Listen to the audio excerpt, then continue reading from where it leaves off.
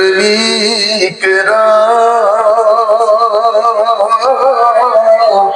দিশেহারা মরণের ভয় করে না, তো মরে প্রেমিকেরা দিশেহারা। বুড়ি আসেনি করো, বুড়ি আসে না? প্রেম কাকে বলছে?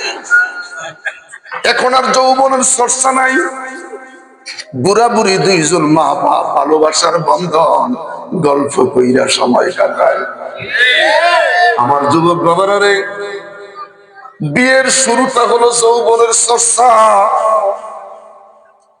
শুরুটা হলো যৌবনের চর্চা, আর শেষ বয়সটা হলো সময় কাটাইবা আল্লাহ রসুল নবী পয়গম্বরের জীবন দিয়া।